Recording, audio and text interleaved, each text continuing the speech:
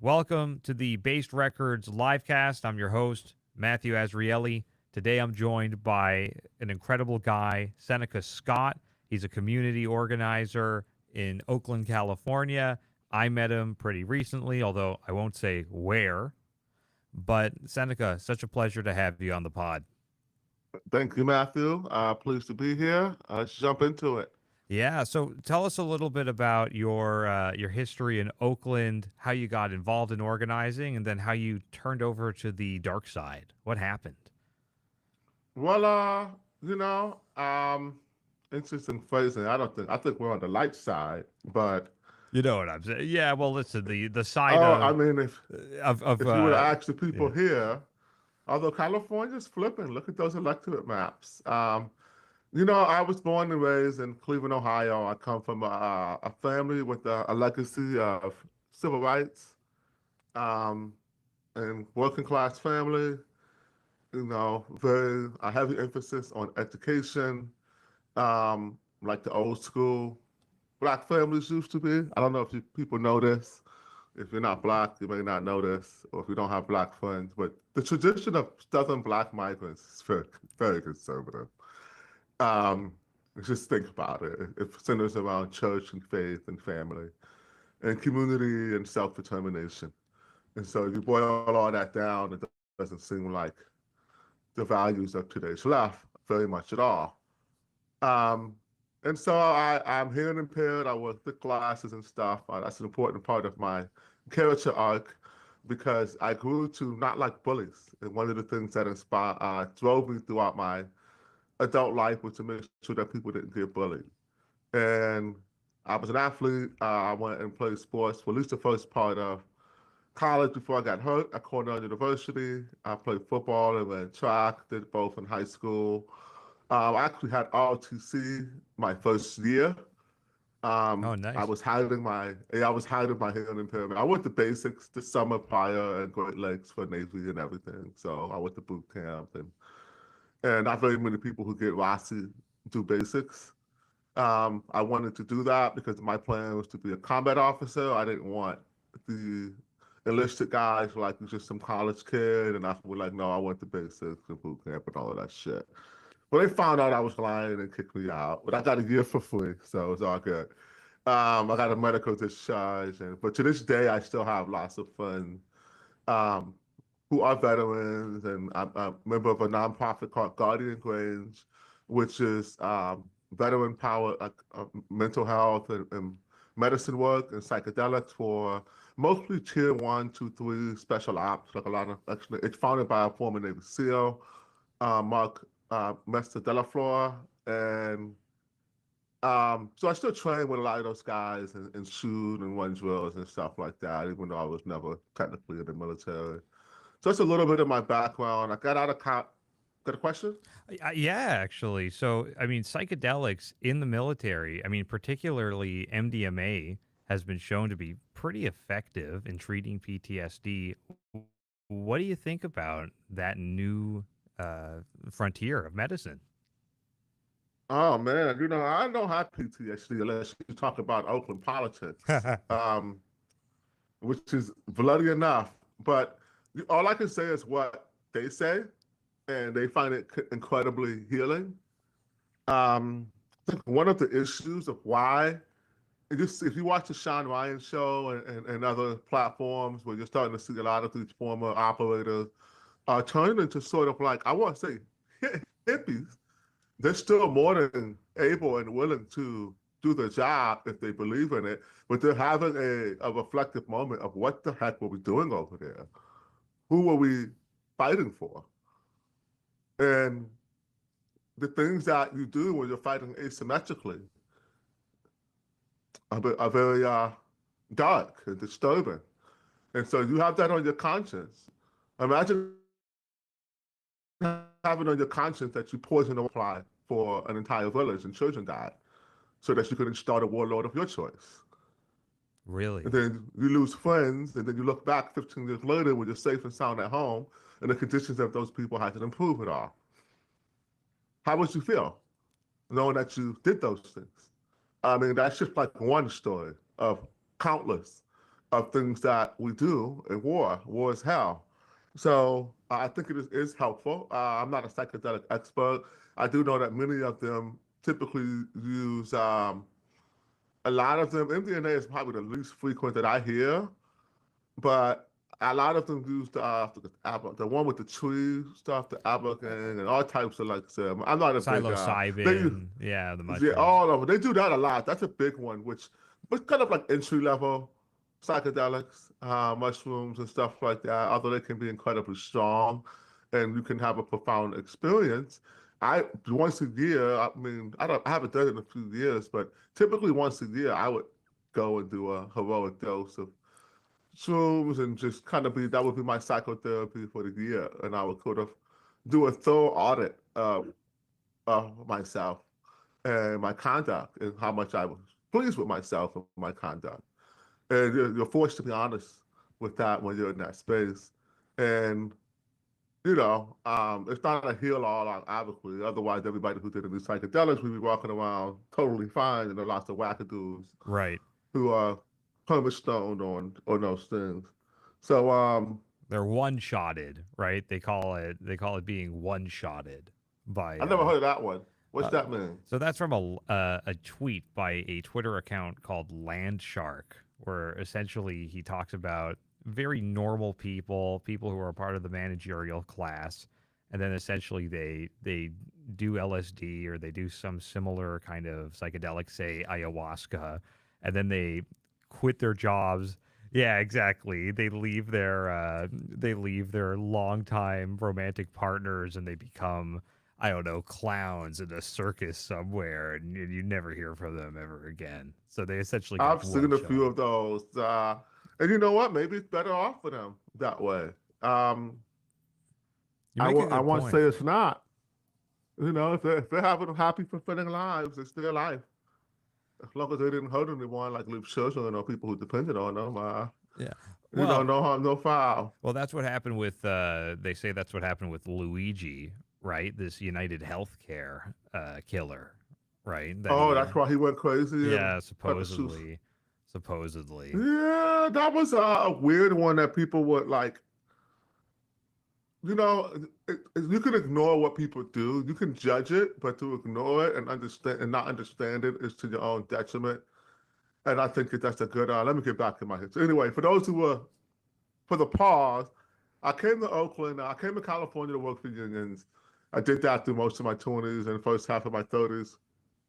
Worked for a lot of unions. Oh, excuse me. Oh, cold still. you're excused. And when I came to the East Bay, I was the East Bay director of SCIU 1021. So I was the union boss for the city. And pretty intense job. We had a bunch of strikes. We had a transit strike for a BART, which was national news, to be in, the early 30s negotiating pretty high level labor deals. It's pretty much the pinnacle of my union career before I left in 2014 and moved to Oakland, sort of like burnt out, but I started a urban farm. I thought I was done now I'd never been in politics, even when I was in, well, not now, but before this. When I was with the unions, I organized. And when it came to anything political, I would tell the political side of the house, that's your job. If you want me to get some members somewhere, I'll make sure to show up. And so I never really did too much in politics. And I always stayed away from it because I felt it was a dirty game. And I felt it was a place where liars succeeded. And it was just not the energy I wanted. And to the point where in December of 2019, my one of my used to be best friends, I went to Cornell with, John Stedman Dez, who was the executive director of SCIU 1021, the big SCIU local, called me up and said, Seneca, you're really popular in Oakland. We need someone progressive to run for your city council district. And if you run, we'll give you all of our support. And that meant I would have been the one that, on the progressives role, everybody jumps in, you got 1,000 logos on your endorsement page and unlimited money and money from all these sources we're going to get into in a little Yes. bit. And I turned it down.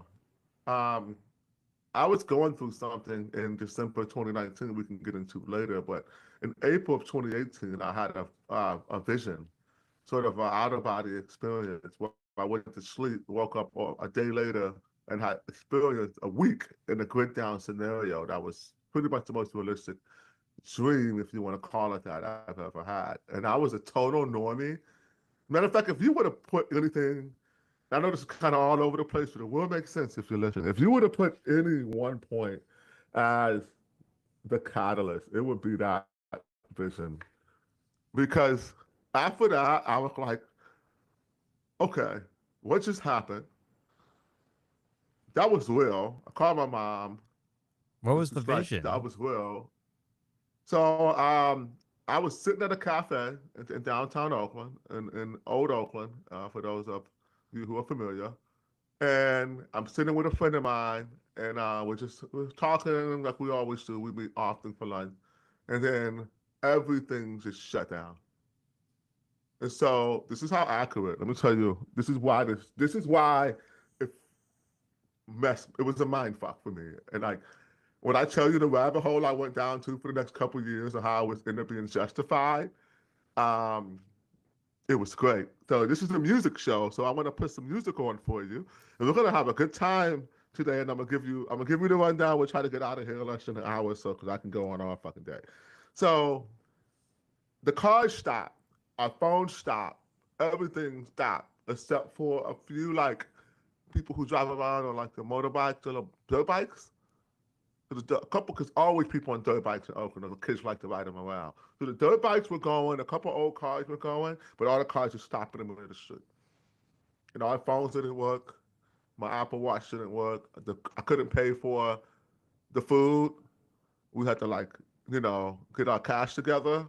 We barely had enough to cover it. There was no tip. I promised the lady like, oh, I'm so sorry. We come there all the time. So she was like, I was like, it's no big deal. I'll come out and tip you. And I walk home. Cause I'm like, 20-minute walk from my house. And so I'm walking home and all the cars are on the street. I can't call anybody because the phones aren't working. And so everybody's just, as you could imagine, everybody's out like trying to figure out what the fuck is going on. But your car radio doesn't work unless it's old. And so people are trying to figure out what's going on. It's a little bit scary. And so I just kind of like walk home when I get home. And I'm trying to turn on devices and internet, and it's like everybody's out in the street trying to figure out what happened. I'm not gonna. We had a grid down. We had an EMP. Oh, I didn't know what interesting. that was. I had no idea about any of this shit. Within 1 week, I'm shivering in a cave in Yosemite, cold, and that's when I wake up in my bed and I had peed myself. I went to bed and I was, yeah, bro. I went to, and my sleep was regimented. Like back then, I probably went to sleep around 10, 11, and woke up at like 7 or 8, right? And I went to sleep the same time, 11. I woke up at like 9 the next night. Slept the whole day, Really? right? And like everybody was dead. My lady was all my friends were dead. Like I had to ride a bike with another. It was like some total fucking apocalyptic guys movies, bro. And so I lived through this. Marauders, I totally lived through people's worst nightmare of what happens if you have a good down scenario. And I had no preps back then. I had no food, no water. I didn't have any guns. I didn't have any knives except in my kitchen. Right, we had to leave because people were kind of going door to door, and like it was looking for food and water, and it was bad, bro. It was really bad, and it was real. That's God. That was real. That wasn't a dream. You don't get shut down for a whole day. Don't wake up, right? Like that's never had that happen before or since. So I started trying to figure out what was going on. December of 2018, just 9 months or so after that vision, the Department of Homeland Security released a report that said that every American family needs to have at least 3 months of provisions under the possibility of a grid down scenario, December 2018. That also led me, if you start going down the Duma rabbit hole, you eventually find the gold guys and all the guys telling you that the Fed is going to end and the finance is going to collapse And we're going to be in the financial dark ages, and you better buy some gold. But for me, make sure you buy the gold for me. Um, Right. so some of those guys are hoax, and some of them are smart. And I found people like Dr. Chris Martinson and other people who were very, very high level. And I got an MBA the next year on YouTube because, and when I say that, I can talk to my finance bro friends, some of them who are managing directors for major banks or private equity, and go toe to toe with every single thing that's happened from the Great Recession, 2008, the introduction of MMT, how much the Feds printed, the potential effects. And so when you're watching these things, and I'll wrap it up and get back to the fun stuff after this because it's a little boring. But America experienced a financial collapse in September of 2019. Now, think about that. We had a bank crash and nobody talks about it. But I want you to play a song called Mirage. If you look up Mirage with Earl Sweatshirt, Are we able Twilight, to play music? yeah, you can play music. Say your screen. Oh, okay. The only thing is that if we do it, we'll end up having to go. We'll have to turn you off in order to turn the song on. Oh, don't worry about it. Sorry. So there's a song called Mirage, and it's a rap song with my friend Quelle Chris and then Mark Vesey, and Earl Sweatshirt's the famous name. A lot of Love people Earl know Earl. Sweatshirt, by the way. And so I want to rap. I'm not a rapper, but I want to rap song with Earl Sweatshirt. And at the end of the rapping, it's a 4-minute rant for me where I'm telling people that they're stumping around the corner, you better start preparing, and the world is about to change. Now, Mellow Music heard it and says, Quelle, we're not running this. The fuck out of here. Take that widow rant off the end of that track. It's all dark and depressing.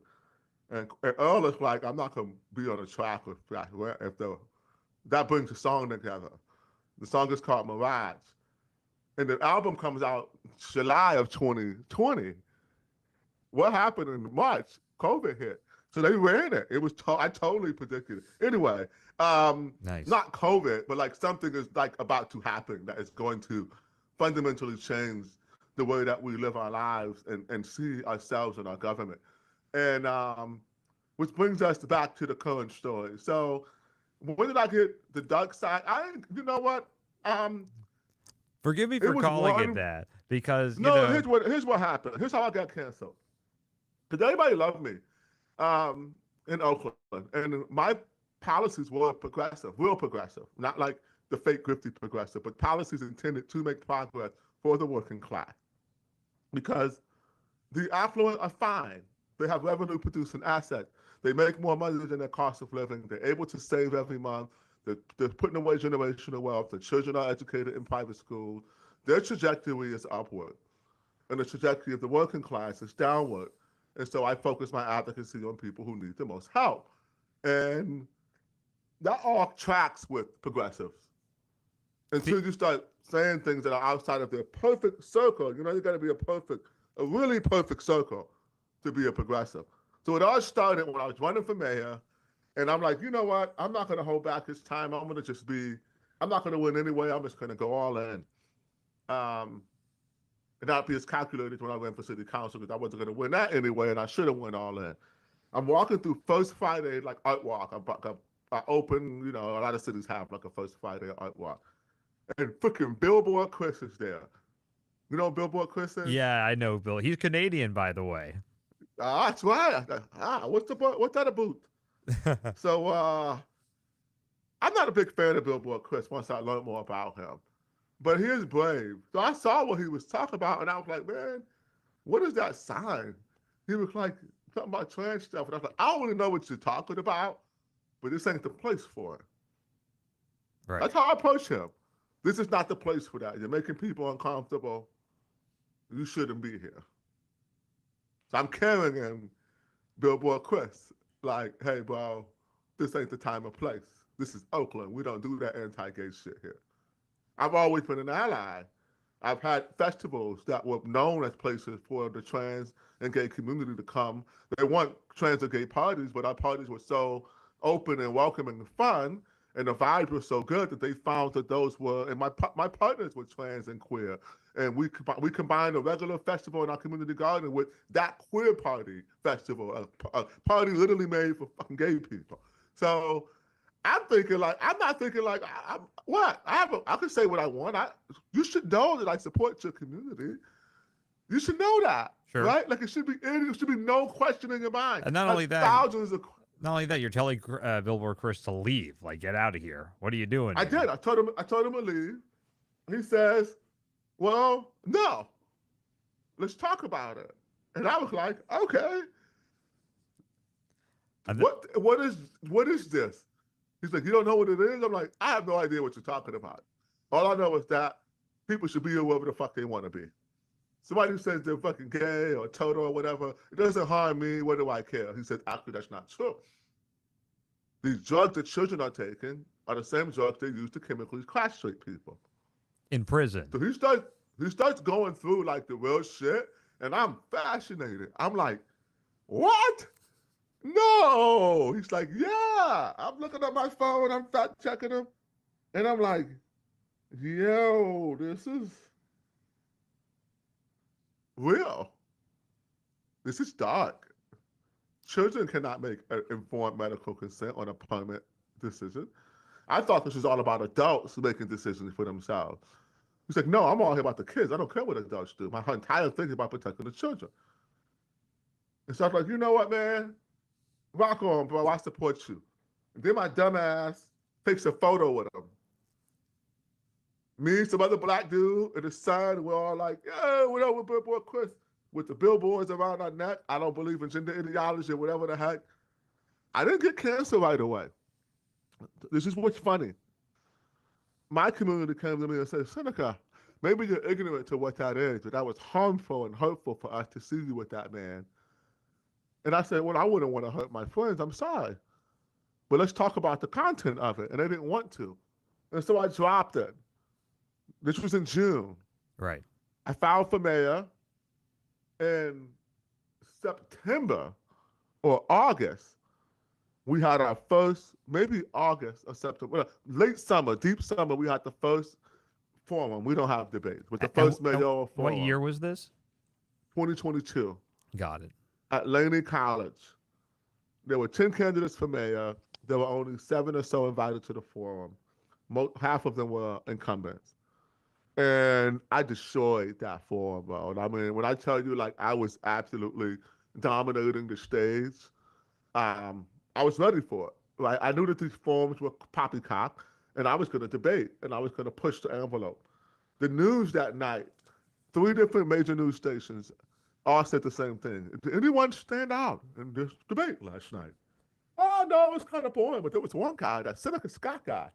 Woo, he brought it. He was the crowd favorite." And they would show clips of me, and the crowd just cheering.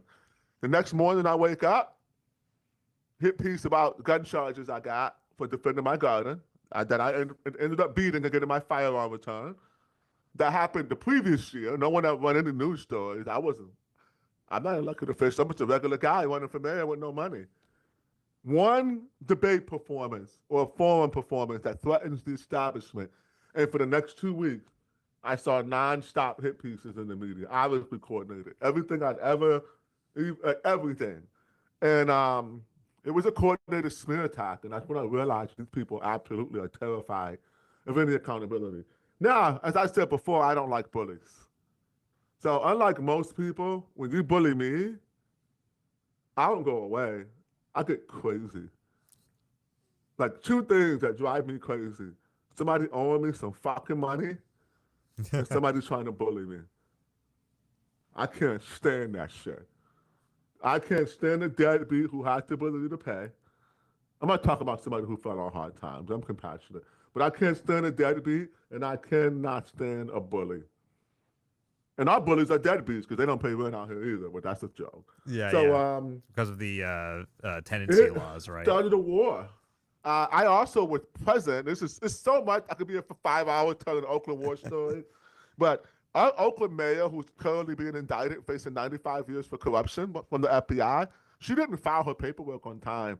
I know because I filed late. Well, I filed on time. I decided to run in the last minute. and I was there at the actual cutoff. And here she walks in after the cutoff, and I blew the whistle. There's a lawsuit about that now. So from day one, they've been after me to try to discredit me. But we won. We won the war. She's gone. We recalled her. Pamela Price, right? We got her too. We recalled her too. Auntie Pam. Pamela Price was listening to too much Nas. You know, Nas said, if I ruled the world, I'd free all my thugs. Pamela Price was like, Chuck, right. I'm doing that. I'm doing that. Now, I get what Nas was saying, because I get it. Like, I was a black youth who was over police and subject to stop and frisk in New York City. And granted, I was selling an ungodly amount of cannabis, so I probably should have been stopped and frisked. But hey, I made it through. I didn't get arrested. But, excuse me, but we credit that over policing to, like, progressives will brag about low crime and then ignore how the crime got low. Like in Oakland, we had a series where crime started dripping.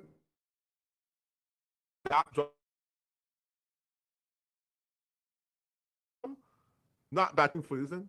No, I see you. You're perfect for me. Okay. That's odd. And check the internet, Max. Sorry when you about have the that. chance. It was freezing. It threw me way off. But anyway, what was I saying? Well, you were talking about over policing, and it's very interesting, right? Because we kind of went from this period of over policing, right? Everybody remembers Hillary Clinton. So we have no police. We defunded the police. We're supposed to have 1,200. We only have 600 something. So we're almost 50% under. Right. And our police are not allowed to chase people. We have no chase policy. Gavin Newsom. They're not allowed to chase people, so you could steal something. Nobody could chase you. Explain that. Unless you just shot somebody, unless you just committed a violent act and you pose an immediate threat, they are not allowed to chase you. Fascinating. So Gavin Newsom, you can look this up. Gavin Newsom has a series of press conferences. He sends California Highway Patrol. They start pulling people over, chasing people, doing police stuff. Crime drops naturally. City Council, we drop crime. Our policies work. Our progressive policies work. No, they don't. CHP's doing that. Gavin says, hey, City Council, Oakland, let your police chase people. No, we're not doing that. That's racist. But you're celebrating the success of people chasing people. It's the same thing with, like, the 90s and Giuliani. They celebrate the fact that America's not dangerous anymore, but it's not dangerous because we had over-policing. Right. It was, and I say over policing. I'm not a big fan. Like I've mentioned several times here. Until very recently, I saw cannabis as a primary means of income. That's a great area market. I'm not a big fan of law enforcement. I didn't hear anything, by the way. Game. I didn't hear anything. The audience didn't hear anything either. So just so you know. Oh, I mean, it doesn't matter. We're legal in California. I'm not. I know. I wouldn't say anything that would put me locked up. No, because if fine. I said anything that would lock me up, I would get locked up. Yes. Every single thing. By having me on your show, you just invited a bunch of crazy people who are deranged, Seneca Derangement Syndrome fan club, to listen to every word in your show. They listen to everything I do and say. I think it's great. That's awesome. I think I flipped some of them over the years. But anyway, that's a long. I started off being a super union organizer, save people. I no longer like public sector unions. I'm still very supportive of private sector unions and workers' right to organize. I think it is a part of the free market. You can't say you have a free market and then suppress workers' ability to organize and strike and speak collectively. That's part of a free market, is that labor gets to consolidate and organize. And so people treat the workers well, and maybe you won't have to worry about getting unionized. But public sector, no. There's no boss. We're the boss. It just doesn't work. The whole relationship is messed up. But I still want food in my neighborhood. I care about our children, our elders. I care about education. I care about defending the working class and making sure that they have the agency to participate in politics, that they have the means of upward mobility. This is why we fight for cities. Cities are, as I said when we met, cities are places of commerce. City leaders' entire job is to protect commerce. If you don't think of it like that, you don't know your job. That's your job. You get elected, you're supposed to protect commerce, We're protecting commerce by having quality education because that means you need people to work. You need the next generation of competitive workers to be there so you don't have to, inefficiently bring them in. They're already there. They already know the heartbeat of your locality. And so you don't have a brain drain. You're keeping your talent in your city. So I didn't change. They went to the dark side. We are the side of the light. They are the dark side. They are the you just feel, that's why I call them soggies. No one likes anything soggy and no one likes these people. And I think that the great realignment has been cemented with Amen. the winning of Donald Trump and the combination of the MAGA and Make America Healthy Again movement. What you just saw, what we just saw was the potential. We don't know how it's going to play out, but time will tell. But it looked like the uniparty or duopoly is finally getting a serious challenge. And we have a third party in office.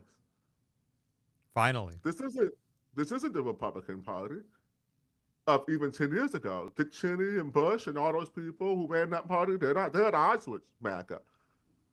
This is the Democratic Party because the Bernie Bros and the populists, they left. Well, and speaking of Right? the If you look Bernie at the Bros, stage 10 years ago, Bernie Bros. I want to talk to you about those guys. Okay, I want to talk to you about kind of progressive politics 10 years ago because the energy was so different.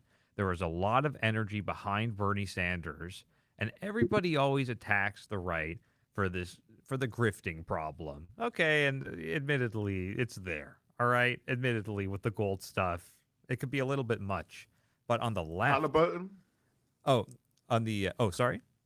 Halliburton is one. Halliburton. Yeah, exactly. Listen, no argument here, but on the left, there's this sort of unholy alliance between NGOs and progressive grifters, and I was wondering if you could tell my audience a little bit more about that because it's totally taken over the left in this country. Well, we've got a video we're going to share with you, but let me just break it down. This hasn't been happening just for a decade. It's actually been going back 30 years. You just saw the escalation of it in 2008. I'm sorry, 2000. When was Occupy? 2010? Yeah, would have been 10, 12, maybe something like that. Occupy is when they first started to make aggressive moves. The labor movement, so the NGO, labor movement, democratic complex, the cabal, is led by U.S. public sector labor movement. They're the brain trust, the think tank, because they're the ones who were trained and indoctrinated by CCP and trained Marxists. They claim, they tell you right out, I'm a trained Marxist, as was I. My mentors were Cesar Chavez proteges who started the United Farm Workers Union and then went to start the United Domestic Workers Union. All of them were deeply entrenched in communist and Marxist doctrine. From an honest way. By honest, I mean they really wanted the poor to own the means of production. For those of you who don't understand what communism or Marxism is, what it's supposed to mean is that the regular working class owns the means of production. First, you know, what is the means of production? You talk about commodities, energy, water. Anyway, I'm not going to go into a But you're whole also talking history about lesson. people, right? The means of Yes, production are people. people, which brings us to, and we'll get into that how evil that gets. You know what? I'm not going to make people wait because I may forget. Let's talk about one slogan before I go back into this. Housing is a human right. Right. Very powerful slogan. Housing requires the labor of other people. When you say that your human right is the right to other people's labor, that sounds like slavery. Now, shelter is a human necessity, as is food, air, water. Do you have a right to other people's labor to maintain those? No. Most of our wars have been resource wars. Most of them. Sometimes we fight over women. Helen of Troy. Sure. And most of our conflict are resource conflicts. And most of our insecurities are inherited trauma from our ancestors who had resource scarcity. And so it has been the forever dance of people to maintain a hierarchy of needs. That's the honest to God truth. But to say that you have a right to maintain those needs off the labor of others is an absolutely evil statement, which sums up exactly what this movement is on the left. It's evil. So here's what the NGOs are doing. The Chinese Progressive Association, basically the CCP, is one nonprofit based out of San Francisco. Now, if I could share my screen, Sure. Can we actually I go can to bring up. just his screen? Like, don't even have me on there. Just give it to Seneca. 1 second. Now, this post, Let's make it easy for the audience. I don't know if you can hear this. Can you hear this?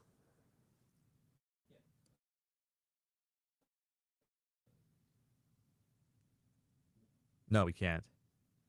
Huh. You want to shoot that? Shoot the link over to me if you want, and then I can send it to my producer. If you want, just text Oh, it no, to what me. happened? You ended the meeting? No, meeting's still going on. It's just that we can't hear the video for some reason. Oh, you can't hear it? Yeah, I'm not sure why. It's okay. I'll send you the link. So let me Yeah, or you could post the link underneath the video. But honestly, you're a pretty captivating speaker. I feel like you could do you would probably do a better job. yeah, Regardless. I'll give you the breakdown a little quicker here. So and I can put it in a chat for you, and then you can get rid of the other screen. Yeah, let me see. So what you're looking at is the Chinese Progressive Association fiscally sponsors more than 50,000 nonprofits across the country. You got the you And got it that's in their the chat. Sorry. and with that fiscal sponsorship comes money. Now this going to sound very similar to the USAID scandal that we're unfolding. The amount of dark money that flows to CCP NGOs is in the tens of billions. And these organizations do base building for the Democratic Party and the other big foundations like the California Foundation or these big multi-billion-dollar foundations that are progressive. They have endless money to pay the operatives. They stand up new media companies. They buy off your current media company. If it ever feels like everyone's been bought and sold in your city and the media won't say the truth and everything just feels odd, like it's a bizarre world, it's because it is. And the heart of it is this Chinese Progressive Association. Well, Now, other, by the way, not only them. I mean, look at USAID. Look at what I don't know if you've heard this, but Trump recently canceled the GSA's contracts, for example, with Politico, where the White House was paying $8 million to Politico annually, apparently, in subscriptions. well, let me give some context on that. I'm glad you brought that one up because this is where you start to get to the point where even the president tweeted about this, which I think was a mistake. What most people don't know, when you say Politico, the average person thinking about what they consume, which Sure. are mostly propaganda news articles that benefit the left and the narrative. And that what rightfully makes you upset because Politico leans left. They're highbrow, they're respected, so they really can be a problem. Although I have some friends there who have been decent reporters. But what they're paying for are subscription services for their database that tracks legislation. So much like LexisNexis or any other expensive databases, it costs $10,000 per email. So if you want to have LexisNexis to do legal research, you only can have one email, and it's going to cost you a couple $1,000s per year to access that legal database. If you want to access the political policy database that has every policy ever passed, who voted on it, everything about it, it's very valuable for people in government. You got to pay Politico $10,000 a year. But And how so those but how inept are we that we don't have a government now, archivist? no, that's Or, the real thing is why are we spending $8 million to prop up our own database when you have a U.S. government data? It's our information. We should have a better command of our course. information than a third-party vendor. But I would say that with absent of having that product already made, it wasn't as nefarious as it's $8 million for people to be able to do right. When you're talking about $1 trillion budgets, right? If you're like to scale this to people in their home, if you like have a $50,000 a year income, very modest, and you're poor, you're working poor, you're talking like you're talking about like a 8 cent expenditure. You're not gonna, right? You're not gonna think about the penny or dime for something. It No, they add depends. up. Depends on the Pennies and dimes, person. Yeah, yeah. they add up. It's the principle. But here's my thing: that's getting all the headlines while all the other bigger stories are being missed, in my opinion. The bigger stories being missed. Like that what? These, so they have actually propped up a whole nonprofit media conglomerate. Media is what controls the narrative. I'll be a lot more concerned about like that money is not helping Politico with its media. It was only $44,000 was spent on Politico as direct contribution to the news part. $44,000 too much. Cut that out too, in my opinion. We can give that to a hardworking American family. I do agree with that. Especially if we have the ability and the technology to, we should leave no penny or stone unturned. Ounces become pounds, as they say in hiking, Right. when you're packing your load out. So I agree with all of that. I don't like the over sensational media about things that don't matter as much, which allows people to But muddy the ultimately, waters. but ultimately, it does matter. Regardless of if it's because of an ancillary third-party service, Politico is only able to maintain this database because of the access that was given to them in the first place, right? By various administrations that have come before.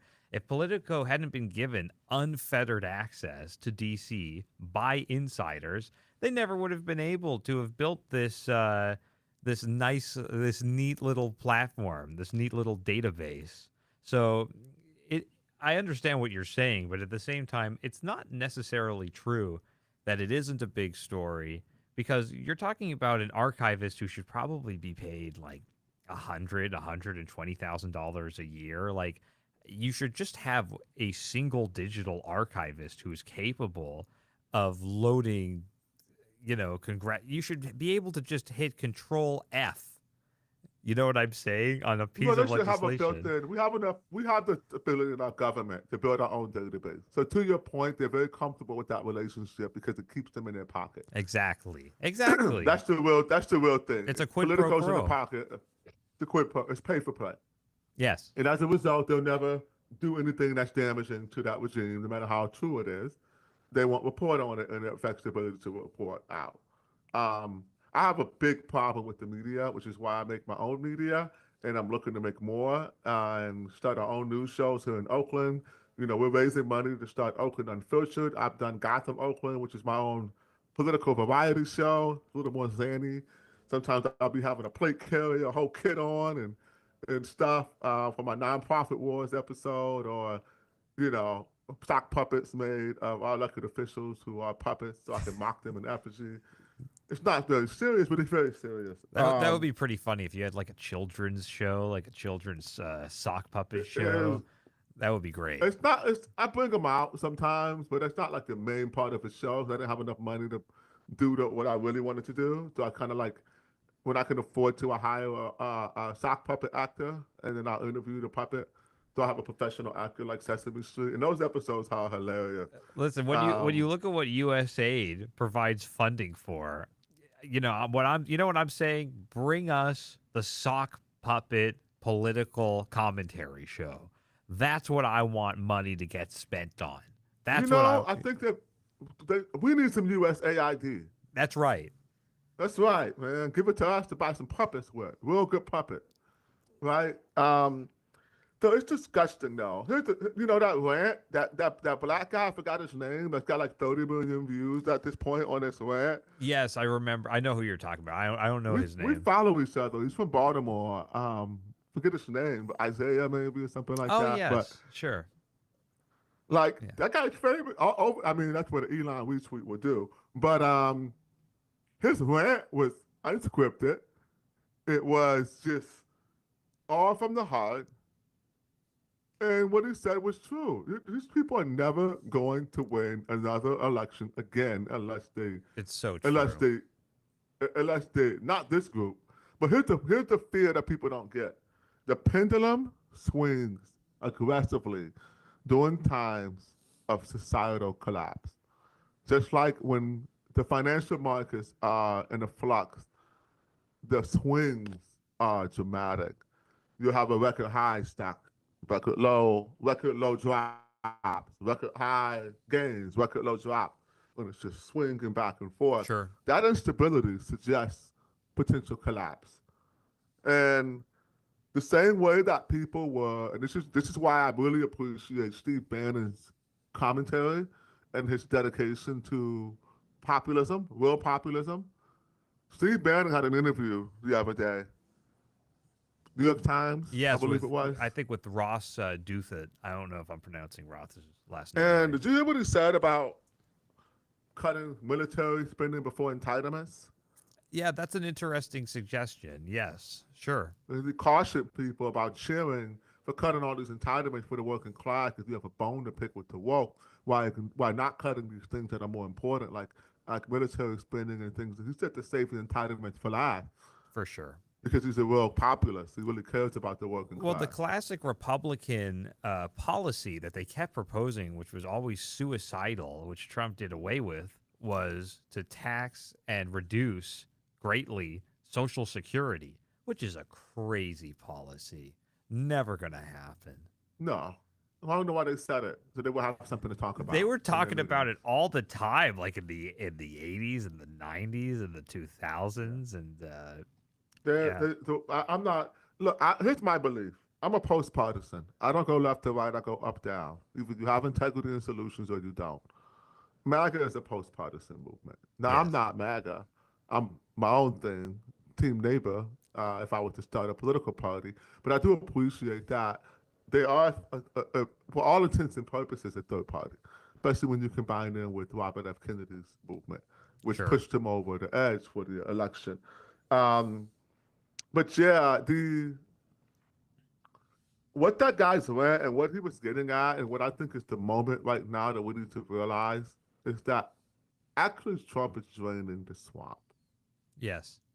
Last time he talked about it, but he didn't even come close to He even didn't know thinking what to about it. do. He had no He didn't idea. know what to do. He was like, I didn't know it was this bad.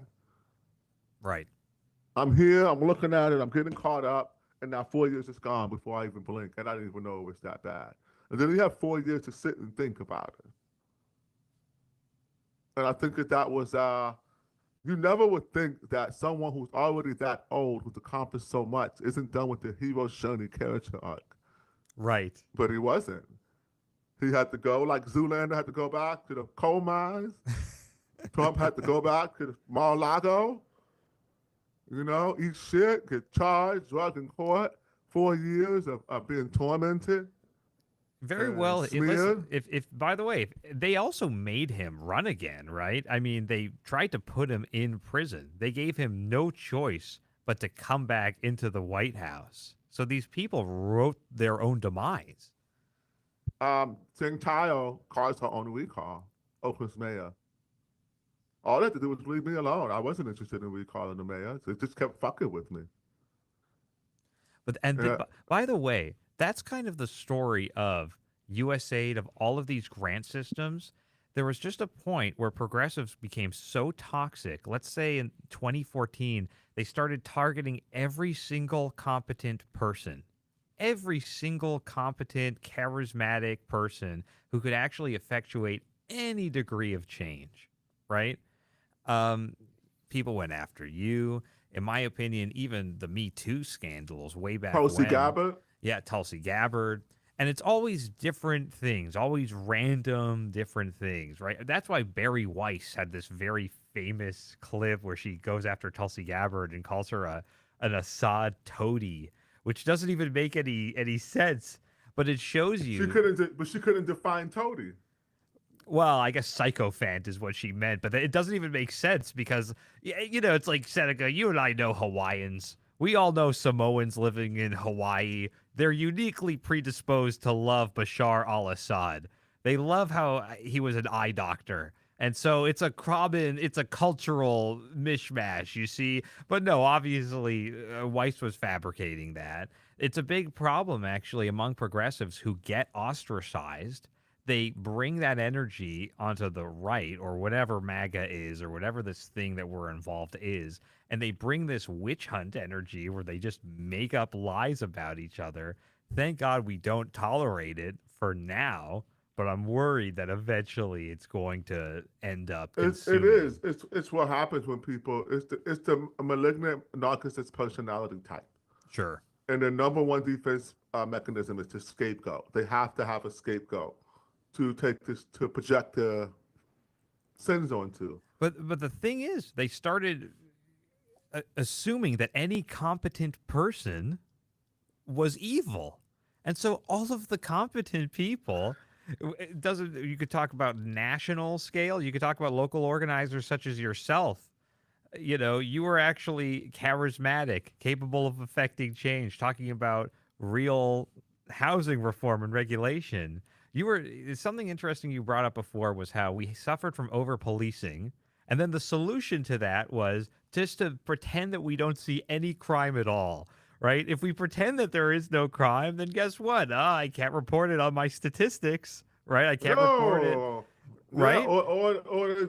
yeah, the escape avoidance behavior for progressives is one of their mental illness packages.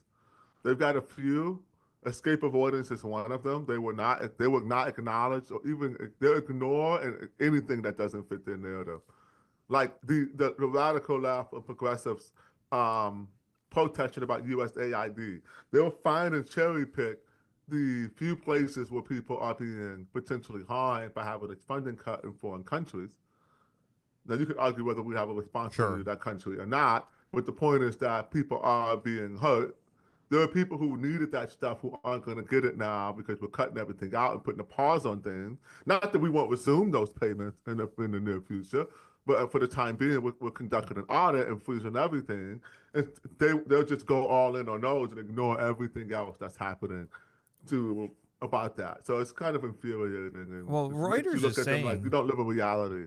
Reuters is saying that apparently sources are claiming that 294 staffers out of 10,000 will remain at USAID. So if that actually is the case, I Hold on, think 200 and what? 294, 294 out of 10,000 workers are set to remain at AAID, according to sources that spoke to Reuters. So that would be pretty. That would be pretty thorough. It would be very difficult. Well, we're gonna have some effects on our economy. You can't lay off, a couple million workers without replacement incomes and expect the economy not to also suffer. Here's my fear. Yeah, Here's my fear, and I think that Steve, like I said before, that Steve Bannon. Bannon seems to get it. The same way they push people like me to the right, they're gonna push people like you to the left. Right. Because when people say things, let's take where did you live at? I'm in Nashville. Okay, Nashville. Take Nashville. You guys have a cost of living issue. A lot of protests around the rent's going up, and as I understand it, Nashville doesn't have rent control. Right. So, what happens when the free market all of a sudden brings in a lot of rich people? Prices spike. It stabilize eventually, but for the time being, you're gonna have a few years of you know the prices going up for living, and they're gonna outpace the average person's income.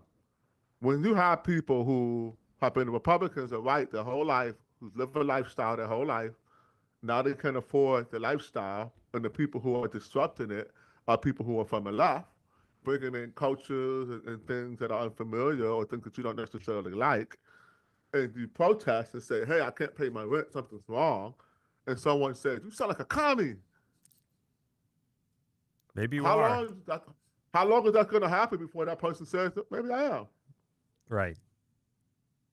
Right? If you don't think that America's wealth disparity makes it right for a socialist movement, and anyone who doesn't think that that can happen still is extremely naive to what it means to be an organizer. Real organizers organize around the issues.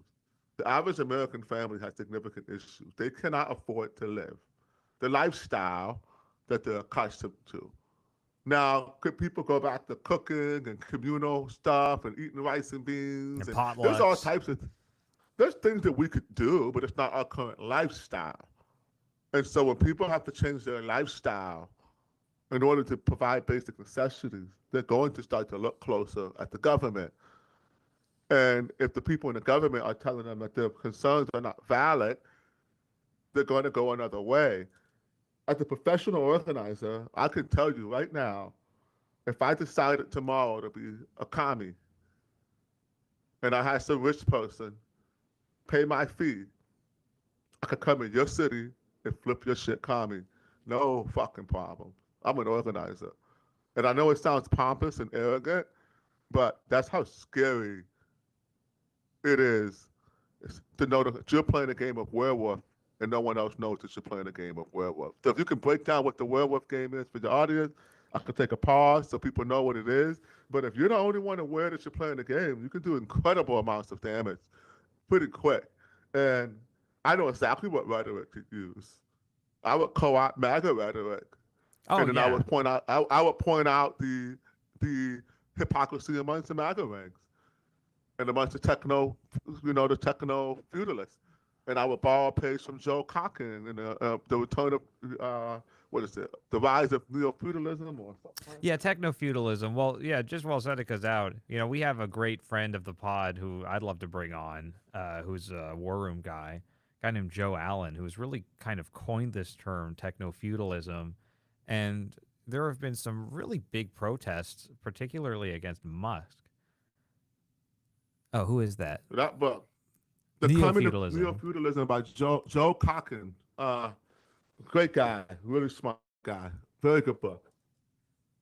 Nice. Well, I have a question for you. What do you feel like things are promising?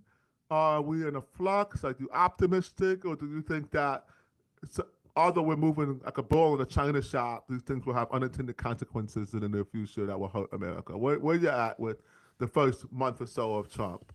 So some of these orders that Trump has pushed through are extremely consequential. It's really remarkable seeing the backlash that we're experiencing to woke politics. I mean, I don't know how you feel about affirmative action, for example, but Lyndon V. Johnson in 1965 passed Executive Order 11246, which essentially mandated affirmative action from federal government contractors. And of course, this spilled over into the private sector, and we are where we are. But it's fascinating that there was never the political will to get rid of 11246. It's been 60 years.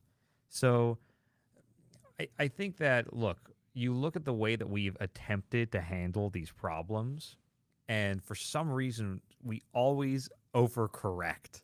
We always overcorrect, and we never hit that synergistic middle option. I'm a big fan of Thomas Sowell, if you know who Thomas Sowell is, Oh, the absolutely. economist. I kind of became a little bit more conservative after being exposed to Thomas Sowell. And I'm also, by the way, a big fan of, for example, Marcus Garvey, if you know Marcus Garvey. Oh, I know monkeys enough. Big Yeah, photo right here on my wall. Yep. love it. He's great. Yeah, You there you know, go.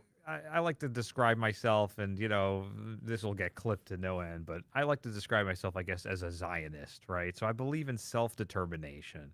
I really believe in self determination for all people. When you look at the black community, for example, they've never actually been given self determination in this country, right? Instead, they were ghettoized. They were forced to accept government assistance. And when you're dependent on government assistance, you're not an independent person. You're stuck. You're at the behest of essentially a patronage network. And the Oh, issue very deliberate. and the issue is this patronage network used to be run semi-competently by people who were true communists. But now I'm actually skeptical. Who is a true communist and who is simply a grifter? There seem to be so many grifters. And the issue with this woke rhetoric is that you're talking about the children of the bourgeois, the exceptionally wealthy of American society. And they've essentially taken programs that were meant to be for struggling uh, economically disadvantaged people in this country, regardless of race, right? Even in Appalachia and West Virginia, we had programs that were set up. And what these people did, so let's say even starting 20 or 30 years ago, they started saying, what if I stop giving money to people in my community and I just spend it all on mosquito nets in Tanzania? What if I take all of the money that should go to develop rural Appalachia or Compton, and I take all of that money and I light it on fire and I give it to an African dictator who is going to he literally eats children. What if I give it to a warlord like you were saying in Oh Afghanistan, yeah. a warlord, and I just kill a bunch of Afghani children and I build roads that go nowhere, and I build a dam that never gets used, and I do all of these things. Meanwhile, if you're, a black single mother, just enjoy the Who? food stamps, right? They're like, huh, you need help? Yeah, exactly. Who? Yeah, exactly. Oh, I can't see, man. I wish I knew. I wish I knew that there were people who are in trouble in the United States. I remember, for example, in California, there was a not too long ago. Maybe this was sort of peak woke, but I don't know if we're out of peak woke, to be honest with you. Oh Um, no.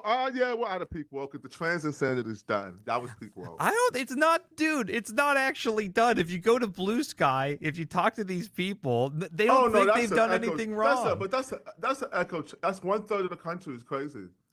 But listen, man, they have money, and they're grifters, and it's easier for you to go to a wealthy donor and say Trump is evil, all of these people are just evil, and you don't have to change how you lived your life at all. You don't have to do any self-reflection. The past 80 years since FDR created these federal agencies, has life improved materially for Americans, or has it kind of been like on the decline since the 1950s and 60s economically? In a real sense, where America, relative to the rest of the world, we've essentially opened up our markets, we've subsidized the South Korean, the Japanese economy, and we've basically said, hey, we want to have a world where the Germans can sell cars to us and we can take the excess GDP that we generate from our service economy and we can donate it to creating Sesame Street in Iraq. All the while, for example, you're in California, the state government of California said, hey, if you're only speaking Spanish at home, then that means the public schools near your district should only teach Spanish. Should only teach Spanish. You Yeah, want not to English. But not English. Yeah, or English as a second language. And people Mm-hmm. can, you look at the educational outcomes in this country, they're so poor. So imagine teaching ESL, all right?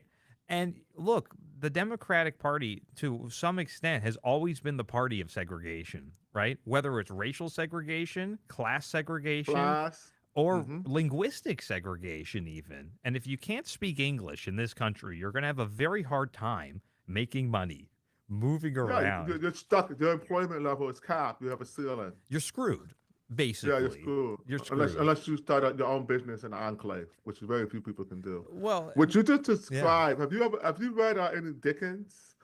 Charles Dickens? There's a book called Bleak House. I haven't read Bleak House. No. Bleak House is uh okay, you have to read it. It's about this old rich family, but the wife is obsessed with raising money for an African tribe Oh, yes, sure. to the complete neglect of everything going around her. And she's obsessed with vigorously imposing her moral views on everyone while ignoring their reality. Her children are like the children we're seeing now. The commentary is so spot on that you can tell that this is not a new phenomenon. But I'll tell you something, Seneca. It used to be that these grifts at least were nefarious and they had a purpose. They weren't the manic episodes of very wealthy women that No, were this completely was this counterproductive. episode. It No, is. I know. Yeah, in that book, that's what it is. But by the way, that mania, that's what wokeness is, right? It's essentially a bunch Yeah. of people who are in a manic, delirious fit. They watch the news but they live in a very wealthy community. They don't actually see what any real problems are. But I will say there was a great book called The Red Decade by a journalist named Eugene Lyons, which is very much worth reading. And it's, of course, about the 1920s and 30s, where the Communist Party in the United States developed and really started to take a foothold. It was later used as a justification for McCarthy and McCarthyism. And of course, McCarthyism was just a guy kvetching. It didn't really do That anything. one. Indubious. Oh, sorry. Tell the audience the title of the book. No, it's okay. I'm sorry to interrupt you. That was rude. But the Red Decade is what you're giving us. Yes. Rundown Sorry. now, right? Sorry. Yes. Oh, yeah. That was the Dickens book. Okay. Sorry. Yes. No. This one is Indubious Battle by Steinbeck, Oh, okay. which is only semi-related to what you were saying. It's that era. It's right after that era when people are organizing in the fields and stuff like that. But they're like commies and they're hiding from like the Okay. Well, it's very interesting. Well, it's because it is interesting because very often what the Communist Party used to do is they would actually actively sabotage socialist labor organizations in the United States. They would, absolutely. Because these were more plausible alternatives. And the communists in the States were Stalinists, right? So whatever Stalin wanted at any given time is what you would do, right? So who did the Wobblies were one I think were called. Yes. Who was it? Upton Sinclair, I think, was actually associated. With the great author, maybe not a great political advocate, or maybe he was, but not for a very good thing. How about that? So it's very interesting to see that the woke policies, my point is that at least Stalinist CPUSA members, at least they were the sycophantic supporters of a horrific murderer, which is terrible. But there's a goal. I don't agree with the goal. It's terrible. But what was the point of any of the woke stuff? It was just a self-sabotaging, self-flagellating virtue signal that lasted not even for that long as far as social movements. Not even 4 years. Not real. Well, it started in 2014, right? It started earlier, but yeah, like maybe Occupy-ish.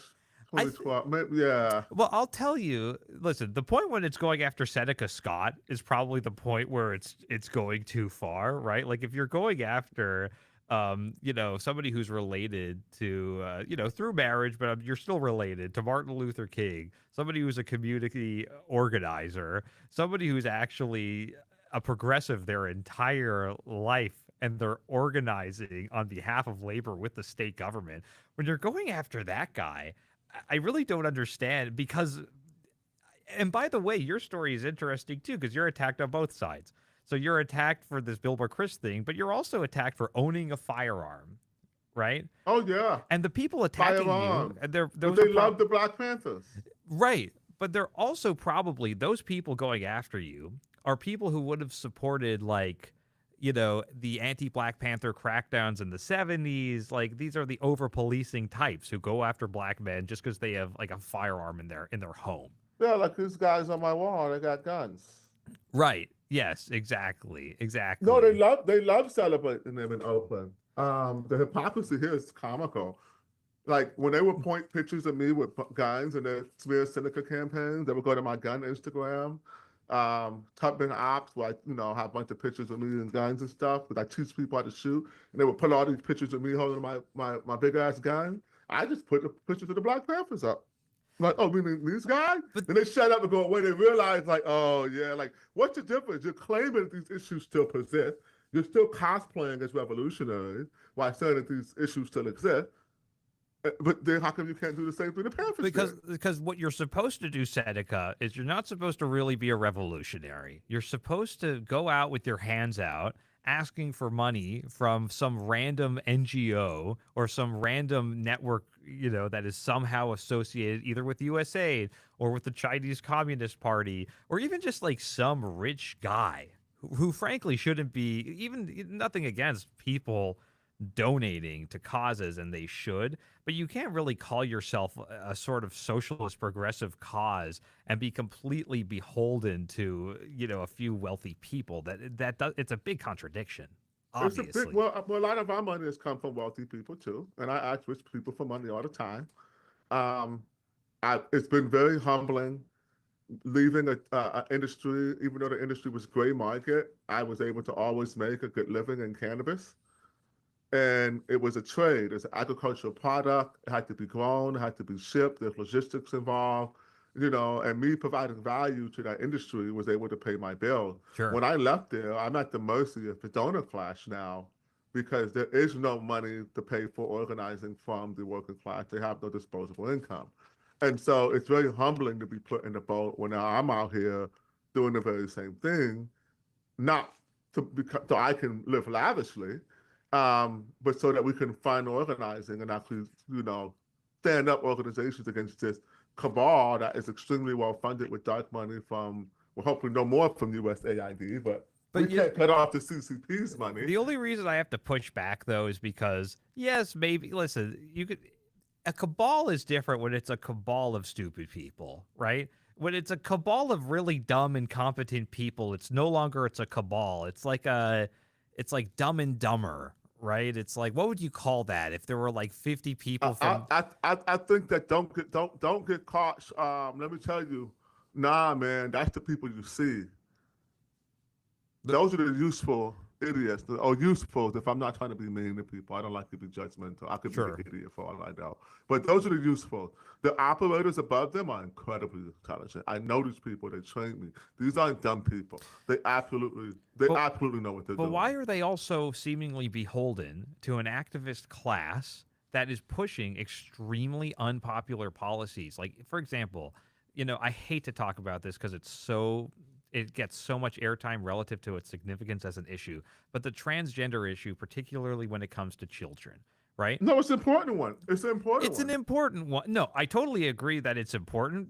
It's also just not like one of my top personal issues in my life, personally. Okay, thank God. Yeah, but, I mean, you don't have children, do you? I do, but that's why. Wow, you have children. Wow. Yeah. Well, maybe I shouldn't be advertising it if there are any crazy people watching. But yeah, I have no. Listen, I have a family, but it's also just not something I'm particularly worried about, to be honest with you.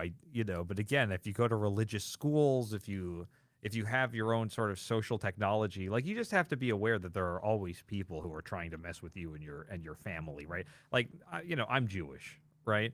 So there are always people trying to convert me, I mean, and Christianity is a much more compelling product than castrating my own child.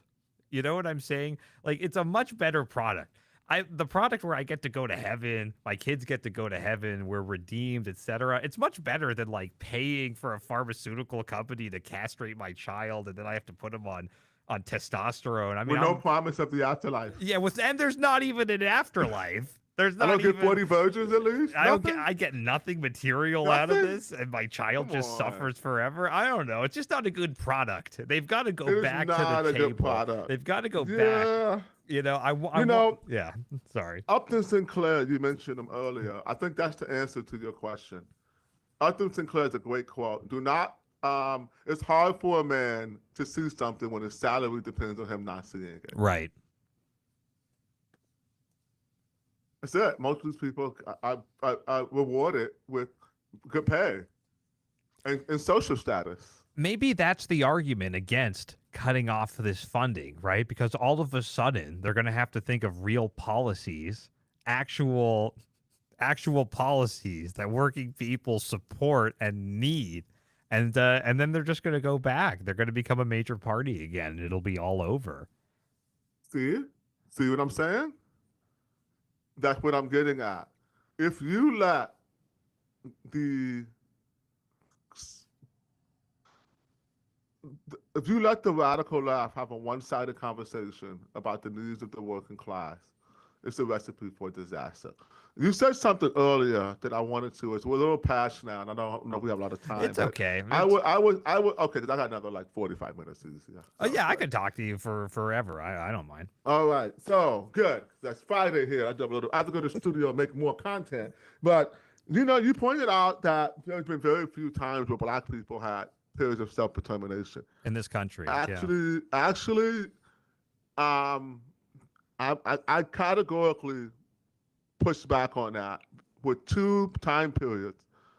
One in particular that's very important, and I could use my own family's legacy to illustrate it. Please do.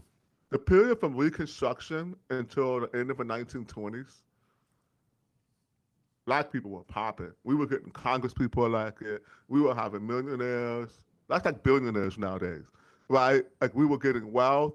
We were building Black Wall Street. People always talk about how Black Wall Street was burnt down, but nobody ever talks about that was its Tulsa, architecture. right? The Tulsa race riots? Oklahoma. Yes. Yeah. Yes. Like we were building those cities back then, right? We were Nicodemus, Kansas, and there were other cities in the Midwest that were being sprung up from these free black people. Let's take my family in particular. My great grandfather, Jeff Scott, was the son of was born in slavery. Slavery ended right when he was born, and he had a former master turned sharecropper, because we moved right into sharecropping after slavery, where people were more indentured servitude. Right. He was a genius. And so he could, during the height of the Industrial Revolution, not height, but during the emergence of the Industrial Revolution in the 1910s, 20s, 30s, him and his boss, former owner, turned boss, would travel to the north where he would look at all the stuff and come back down and build it. So they were building Model Ts from scratch. They were building cotton gins. They were building assembly lines. Really? He was building these things from site down in Alabama.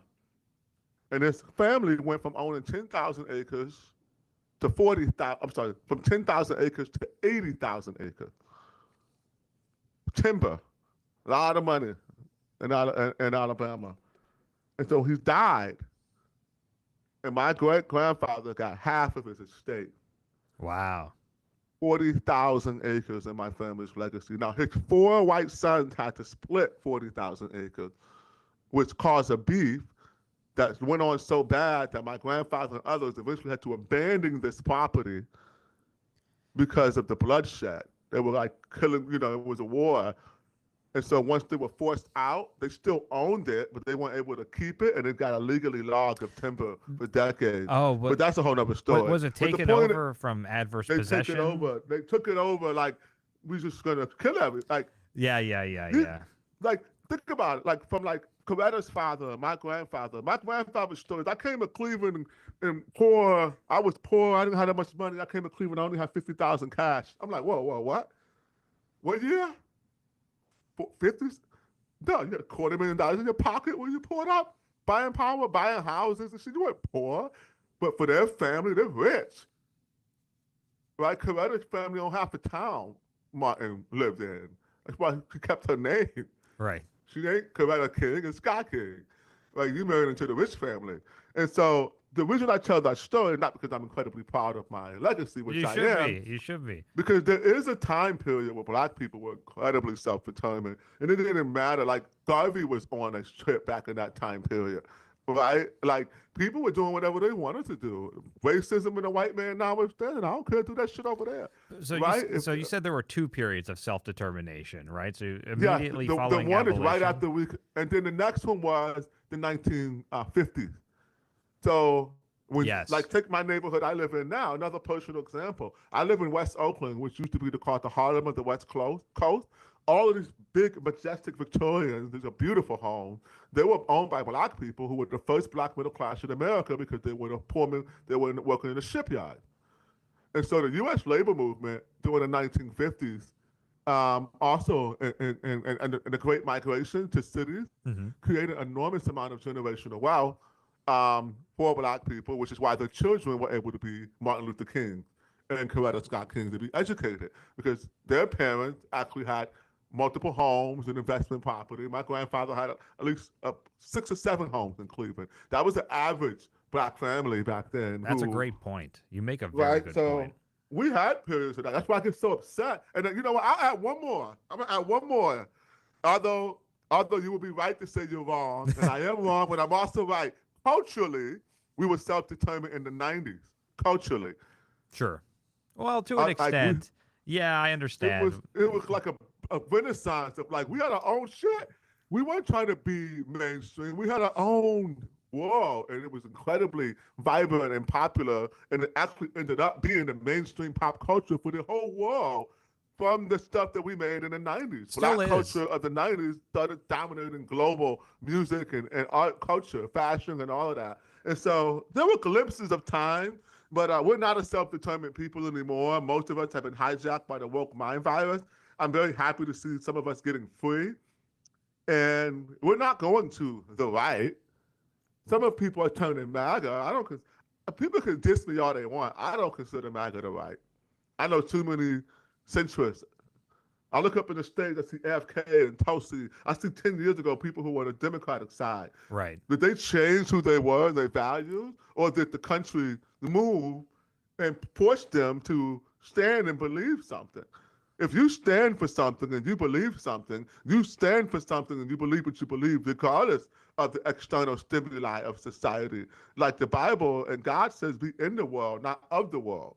So if you stand for your Christian values, it doesn't matter what the world Yeah. is doing. You're going to be, you know. That's totally. I think we held our values. You make They a good did it. point. I would also, I mean, again, it's not really necessarily my place to talk about self-determination, you know, when it comes to Why not? Well, because here's my opinion, okay? In terms of self-determination, I think that ultimately the self-determination can only come with a state. It can only really come with some kind of nationhood. And from that perspective, you know, black people in America have never really had true self-determination. That's why I'm a fan of Marcus Garvey. That's why I'm a fan of this sort of, you know, I call him a black Zionist, even if that perhaps is an anachronism, not completely accurate, right?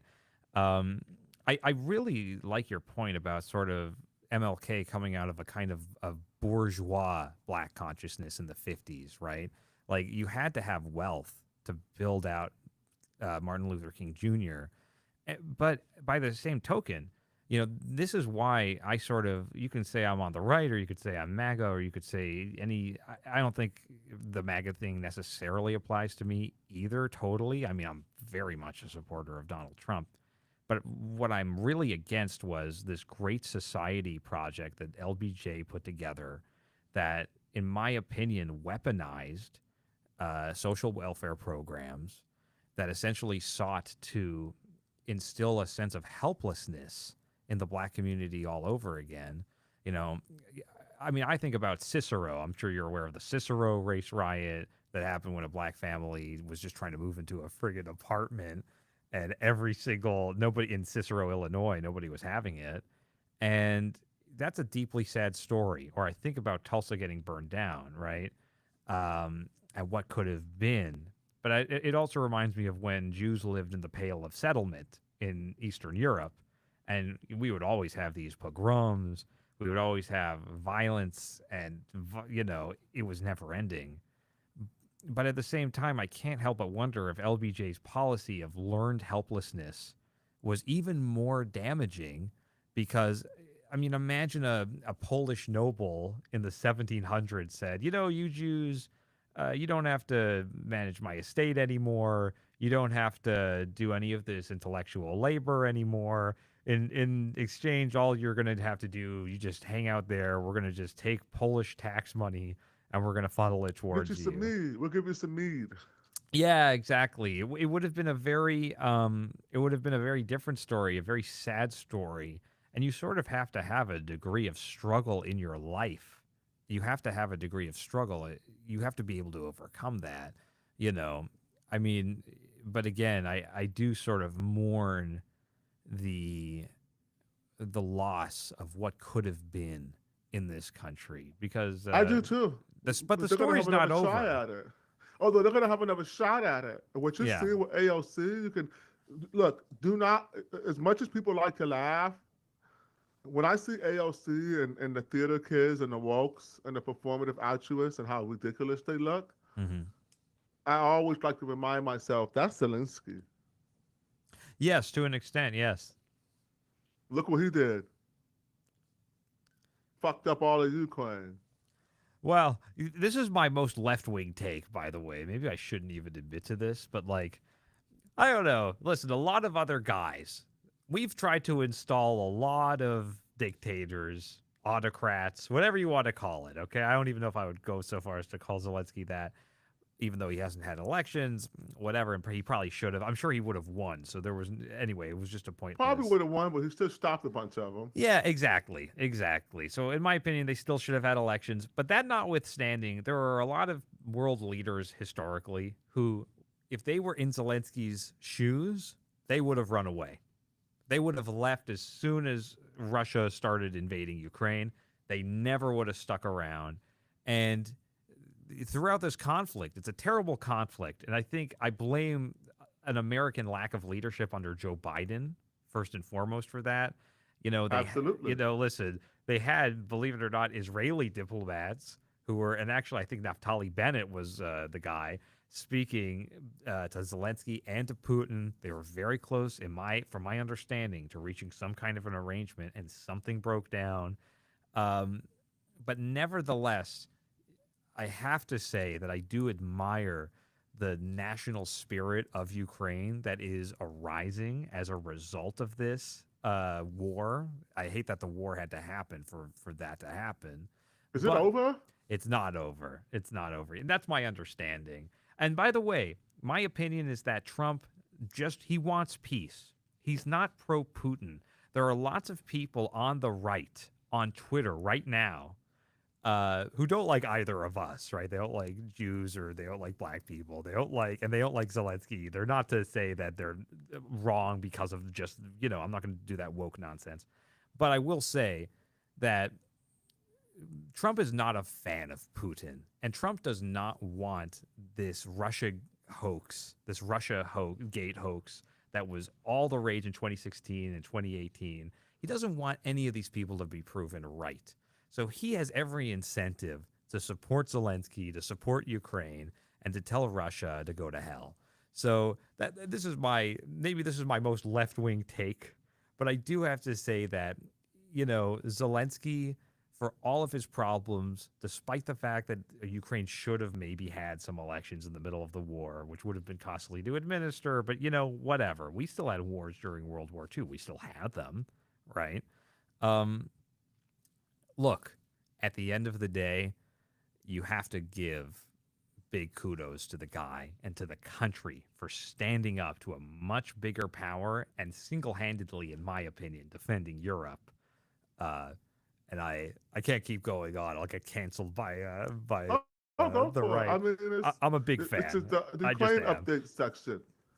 Well, what I meant more is that if you think that people can't transform to something else, if you think that someone can't go to win high heels on stage and dancing around and joking to fighting a serious wars in general, you don't get like people's Right. art. So that's what I'm saying. Don't like I wouldn't just dismiss these people as jokes when you would easily be able to laugh at that guy now who's running a That's it what I'm was. It wasn't a saying. comparison. It wasn't a comparison to the wokeness or the grift. I was actually saying more Got what it. you were saying.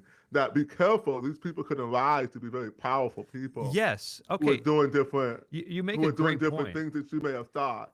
And by the way, look at Al Assad, for example, in Syria, right? As soon as it looked like they were going to lose, he ran away.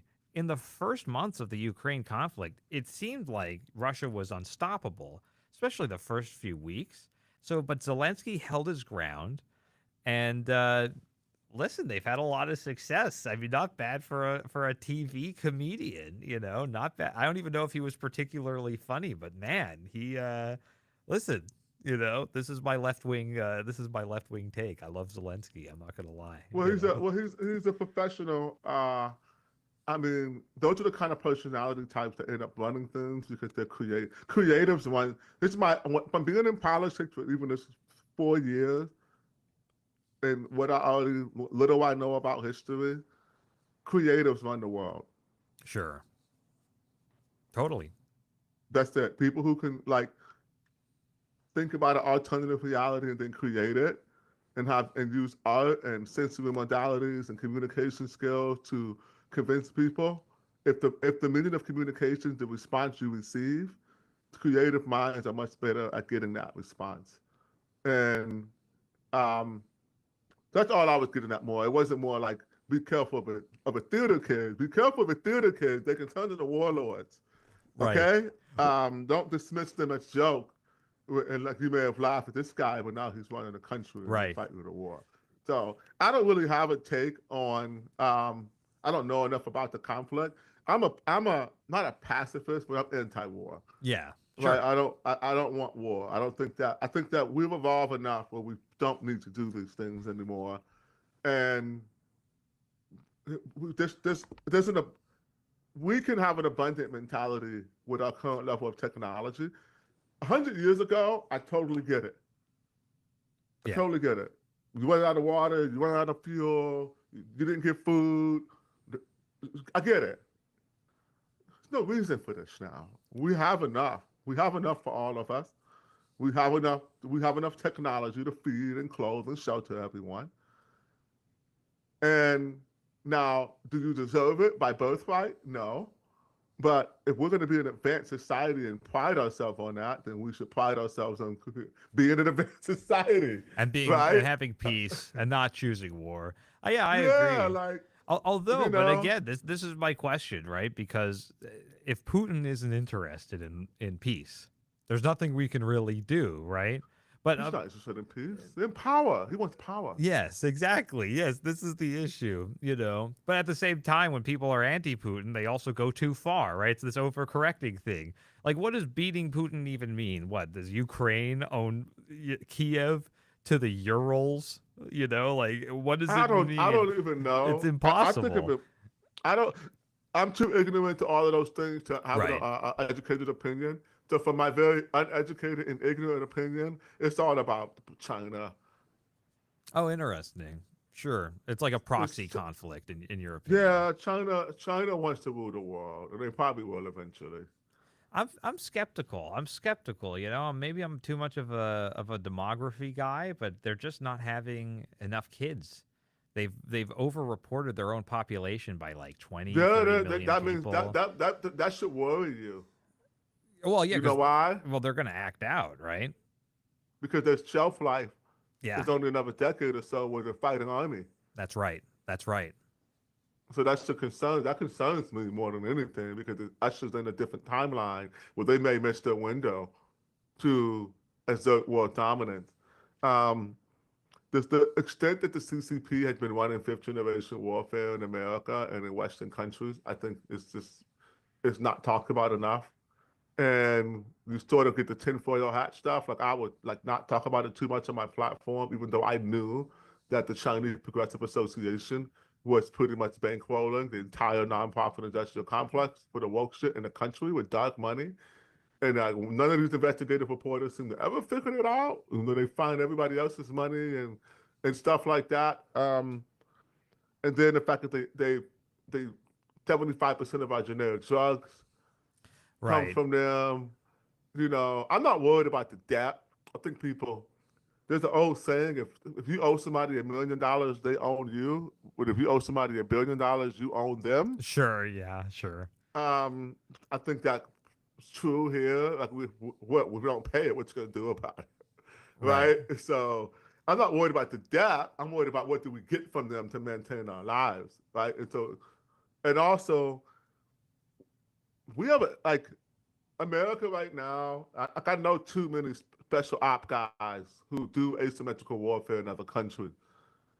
It's it's bad here. We need to stop pollution the world for a spell, bring everybody back home, go through with a fine tooth comb to root out. And the best way to root out terrorists is to create better living conditions with the working class. If they have no issues to exploit, then they're not going to be able to recruit. They're able to recruit because people are desperate. All of these tech people and all of these people who are losing their jobs and high levels of income who are not going to be able to get the same kinds of jobs because the party's over, they're going to be radicalized. They're on Yeah. computers all day. They're going to be radicalized. And some of them are going to do crazy things like Luigi. So I think it used to be very careful about celebrating pain and suffering from people because we feel Agreed. that they got too much entitlement. And I think that, again, Bannon did a brilliant job of bringing balance to. I never really knew much about the guy. Like I said, I don't study the right, but I really appreciate him paying attention to that. So Seneca, please, I don't know if you've already retweeted the stream or anything like that, but since we actually have to wrap up around now. I had a meeting I totally forgot that I had to take because I was having too much fun, which is on me, I guess. But look, man, I'd love to have you back on. Would love to keep talking to you. Maybe we could bring on. We could talk. We could discuss authors. Send me. Let's put the book recommendations down and get some links in the comments and the replies in Twitter. And most of all, I just wanted to say thank you so much for all the work you're doing. Thank you for the community organizing that you're doing in Oakland. I think that you're really showing Americans, because we haven't had a lot of time to even talk about urbanism, this whole democratic movement for urbanism, and I really want to pick your brain on that. Um, but listen, there's so much more to discuss, and I'd love to have you on in a few weeks, and we'll take it. We'll talk again at a later time, and let us know like where can we find you? Where should we? What should we check out? You can find me on X at Seneca Speaks 21. That's pretty much the only place I'm active. I'm starting. I have a Substack name, but I don't post anything yet. So when you're organizing, it's hard to do content and punditry. But I'm going to try to step that up some more to get my voice out there to the people. But X is the best place to find me. And if you Google me, I do PR. So there's always like press statements you can find on my X with my number and stuff on it. So I'm Beautiful. easy to find. Well, God bless you, Seneca, and thank you so much for coming on to the Baste Records podcast. Thank you. I really appreciate it. Look forward to coming back. Thank you,